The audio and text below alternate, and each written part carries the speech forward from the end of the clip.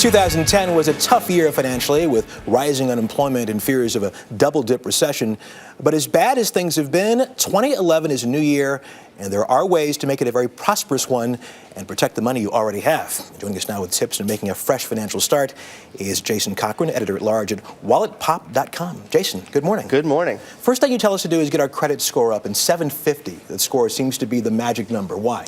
It's a magic number because it tends to be where the best deals are given. If your credit is at about that level, banks are afraid to give money right now. Of course, they've got it, but they're tentative, and the people with the best credit are going to get the best deals. Now, it's not to say you want a credit card. That's not the same thing as making money. I see. But later on down the road, you're going to want a mortgage. You may want a loan for a small business that you want to start. You want to get this time right now, use it to get yourself in a good position for later on when you're finally going to get that loan to make some money. So use the time now, get your credit score up. Have banks loosened up when it comes to giving these loans out? Not a whole ton. They are sending out more offers, for example, than they used to, but they really want to make sure that they're going to make their money back in the end. So I wouldn't recommend getting a car loan. I would recommend something that is going to make your money back in the end, like, again, like a house or a business or something like that. They're a little more open to that. Along those lines, when it comes to your home, you say buy now and sell later. Good time to buy? It is, actually, believe it or not, if you have the money. Well, January is a good time. Well, it's springtime, people buy houses. That's sort of the season. So right now, buyers are a little bit desperate, which means you might be able to get a good price. Also, home prices are lower than average. They haven't really gone up. In fact, sometimes they've gone down. Yes. By the end of the year, some markets are going to see prices go up.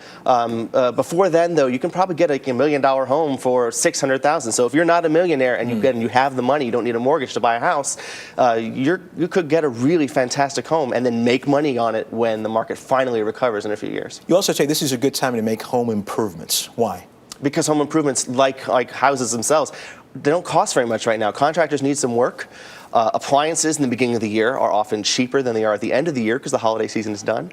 So you can actually get some home improvements done for a lower price right now. And again, that pays off later on when you sell that house. I was asking, when it comes to reselling the house, some home improvements are better than others, right? When it comes to getting your money back. Which ones are we talking about? Kitchen's always a popular one. Yeah. I would put that above bathroom. Different real estate experts disagree on what, but I would say kitchen is one of the most visible things are the ones that you're going to want to do first. Jason, you also say this is a good time to ask for a raise. Rebecca Jarvis said she's going to go ask for a raise. I told her it was nice knowing her.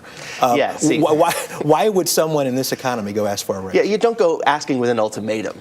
Right. That's not a good idea because there's a line of people around the block who want your job. But companies do have the money. Last year, companies expanded their profits by 45%. This year, it'll be another 14, experts think.